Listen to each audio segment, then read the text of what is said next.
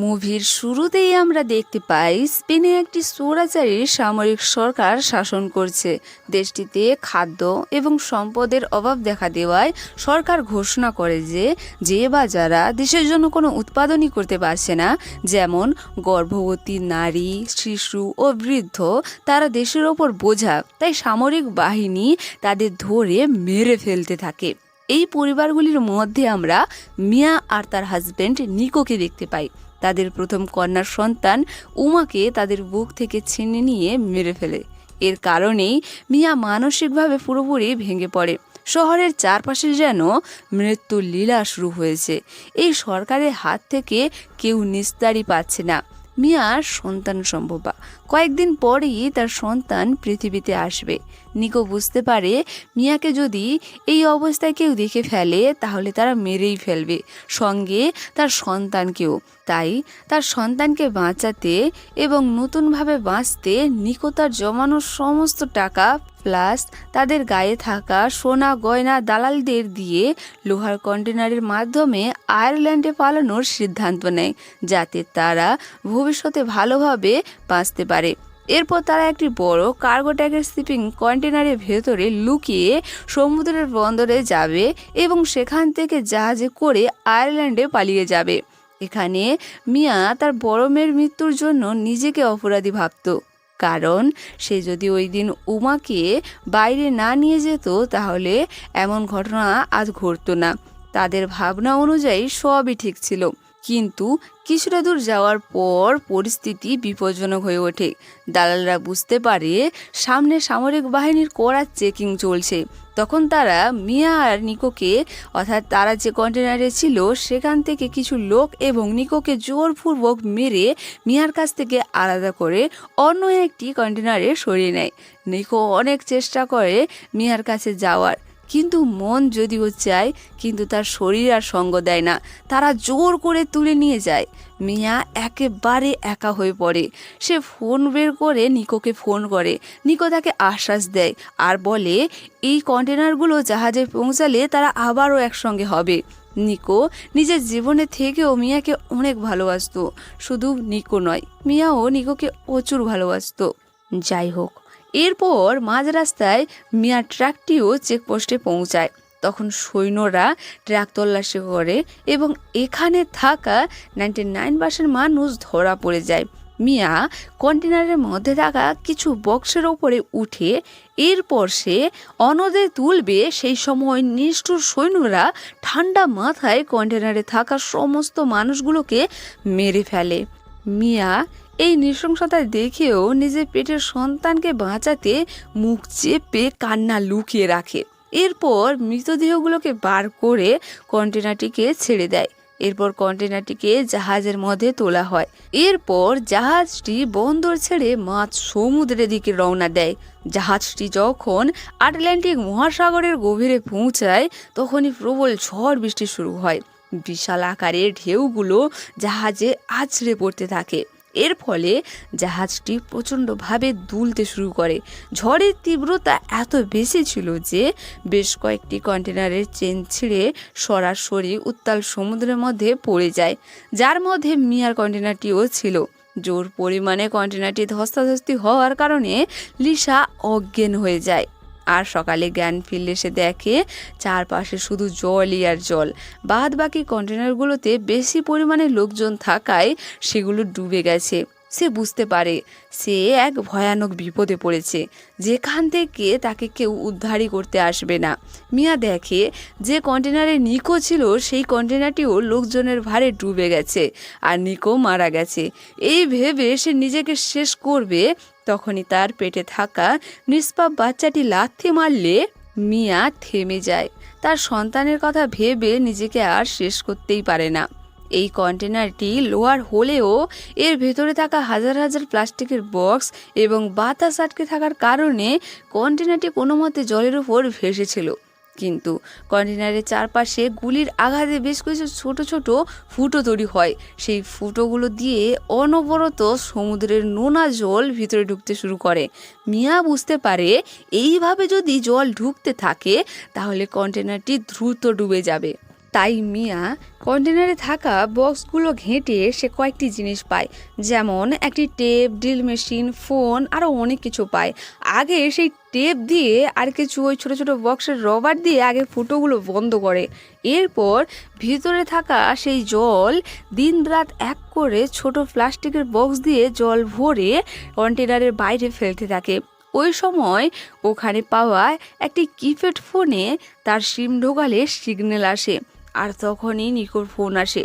নিকো যে বেঁচে আছে এটা মিয়া জানতে পারলে সে দ্বিতীয়বার যেন প্রাণ ফিরে পায়। নিকোর কন্টেনারটি বদল হওয়ায় সেম কন্টেনারটি জলে পড়ে যায়, আর মিয়া ভেবে নেয় যে নিকো সেই কন্টেনারই ছিল। এখন সে জাহাজে, এবং মিয়া কোথায় নিকো জানতে চাইলে মিয়া কেঁদে ফেলে আর বলে সে জানে না সে কোথায় আছে, কিন্তু এতটুকু বলতে পারে যে সে এখন কন্টেনারের মধ্যে সমুদ্রে ভাসছে, আর চারপাশে শুধু জলই আর জল।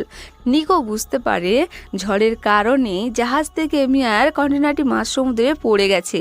সে মিয়াকে বলে সে যেন চিন্তা না করে, সে তাকে বাঁচাতে আসবে, সে যেন তাদের সন্তানের কথা ভেবে হাল না ছাড়ে।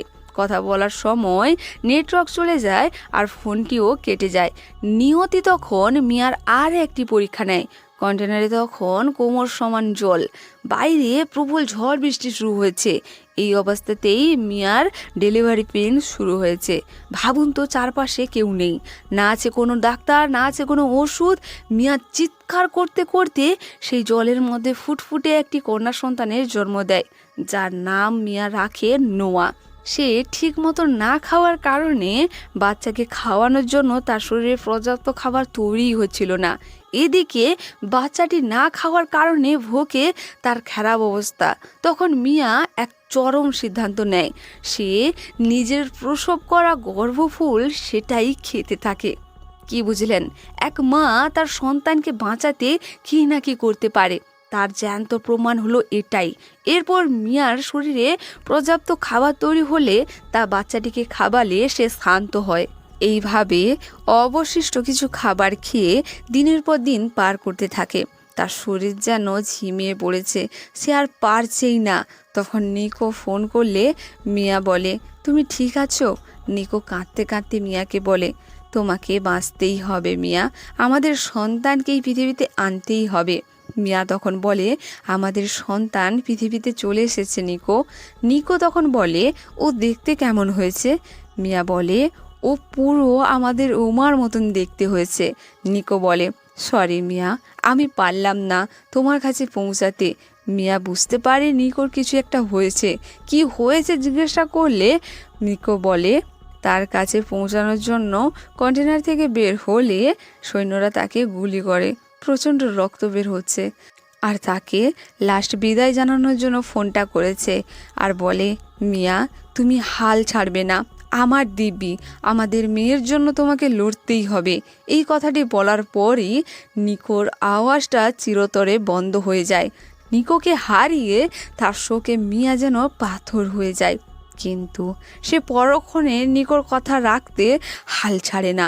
তার কাছে থাকা ড্রিল মেশিন এবং একটি ছুরি দিয়ে সে দিনরাত ধরে কন্টেনারের শক্ত লোহার ছাদটা কাটার চেষ্টা করতে থাকে। তার হাত পুরো রক্তাক্ত হয়ে যায়, তাও সে থামে না।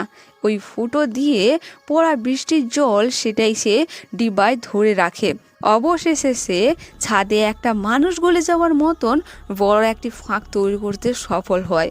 কন্টেনার থেকে বাইরে বের হতেই খোলামেলা আকাশ দেখে বেঁচে থাকার ইচ্ছাটা তার আরও বেড়ে যায়। সে তার ছোট মেয়েটিকেও ওপরে নিয়ে আসে।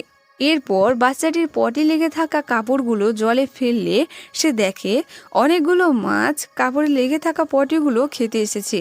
মিয়া মাছগুলোকে খালি হাতে ধরবার চেষ্টা করলে পারে না। তখন সে কন্টেনারের মধ্যে থাকা অনেকগুলো হেডফোনের তার ছিঁড়ে একটি মাছ ধরবার জাল তৈরি করে, এবং সেই জাল দিয়ে কয়েকটি মাছও সে ধরে ফেলে। এরপর সে কাঁচা মাছ খেয়ে দিন পার করতে থাকে, আর কোনো মতে তার সন্তানকে বাঁচিয়ে রাখে। এমন একদিন সে দেখতে পায় মাথার ওপর দিয়ে একটি হেলিকপ্টার যাচ্ছে। মিয়া সাহায্য চাওয়ার জন্য কন্টেনারের ভিতর থেকে একটি টিভির কাঁচ ভেঙে বাইরে বের হতে চাইলে ওই কন্টেনারে কাটা অংশে তার পা লেগে কেটে যায়। সে যন্ত্রণায় চিৎকার করতে থাকে। তারপরেও সে উঠে ওই হেলিকপ্টারকে আয়না দেখিয়ে সাহায্য চাওয়ার অনেক চেষ্টা করে, কিন্তু কোনো লাভই হয় না। এরপর তার পায়ে রক্ত বন্ধ করতে টিভি থেকে কিছু সরু শক্ত ধাতু সূক্ষ্মতা বের করে দাঁতের ওপর দাঁত চেপে কোনো অবশ করার ওষুধ ছাড়াই নিজের কাটা অংশটি টেনে টেনে সেলাই করে, যেটা তাকে অনেক যন্ত্রণা দেয়। এরপর যেটা হয় সে তা মেনে নিতে পারেনি। কন্টেনারের ভিতরে জল ঢুকতে শুরু করে। এর আগেই সে কন্টেনারে একটি টেপ মারিয়ে লিখে রেখেছিল লিমিটেড বলে। এই পর্যন্ত জল উঠলেই কন্টেনারটি ডুবে যাবে, আর সেটাই হয়। প্রায় লিমিটেড অংশ পেরিয়ে ফেলেছে এবং এক সময় ওই কন্টেনারটি আল্টার্কটিক মহাসাগরের গভীরে তলিয়ে যেতে থাকে। মিয়া আগে থেকেই তার মেয়েকে সেভ করার জন্য ওই ছোট ছোট ডিব্বা, ইয়ারফোনের তার এবং কিছু জামা কাপড় ছিঁড়ে দড়ি বানিয়ে তার একটা ভেলা তৈরি করে ফেলে এবং তার মধ্যে মিয়াকে শুয়েও দেয়। এরপর যখন পুরোপুরি ওই কন্টেনারটি জলের তলায় ডুবে যায়, তখন মিয়া নোয়াকে নিয়েই সেই প্লাস্টিক ভেলার ওপর ভাসতে থাকে। চারিদিকে শুধু জলই জল। তখনই পাশ থেকে এক বিশাল তিমি তাদের গা ঘেঁষে চলে যায়। মিয়া বুঝতে পারে সে অনেক ক্লান্ত, যে কোনো মুহূর্তেই জ্ঞান হারিয়ে ফেলতে পারে বা মারা যেতে পারে। সেই সময় আমরা দেখতে পাই আয়ারল্যান্ডের কিছু জেলে সেই পথ দিয়েই মাছ ধরছিল। তারা দেখতে পায় সমুদ্রের মাঝে এক ঝাঁক শৃগাল পাখি এক জায়গায় জোট বেঁধেছে। এরপর এরা কাছে যেতেই বাচ্চাটিকে দেখতে পেয়ে বাচ্চাটিকে বোটে তুললে ওখানে মিয়া ছিল না। তখন তারা দেখতে পায় ভেলার সঙ্গে একটি দড়ি লেগে আছে। এরা দড়িটিকে ধরে টানলে মিয়ার দেহটি উঠে আসে। মেয়েটি মিয়াকে তুলে বোটে শুইয়ে দিয়ে তাকে অনবরত তার মুখে অক্সিজেন দিতে থাকে আর তার বুকে চাপ দিতে থাকে, কিন্তু কোনো সাড়া পায় না। এক সময় নোয়া কেঁদে ফেললে অলৌকিকভাবে মিয়ার জ্ঞান ফিরে আসে। সে এখন বিশ্বাস করতে পারছে না নিকোর কথা সে রাখতে পেরেছে এবং তার সন্তানকে সে বাঁচাতে পেরেছে। এমন ইমোশনাল সিন দেখিয়ে এই মুভিটি এখানেই শেষ হয়ে যায়। মুভিটি আপনাদের কেমন লাগলো তা কমেন্ট করে জানাতে ভুলবেন না। আর আপনাদের কাছে একটাই রিকোয়েস্ট, প্লিজ 1000 সাবস্ক্রাইবার পূরণ করে দিন। আর এখানেই ভিডিওটি শেষ করছি। সবাই ভালো থাকবেন।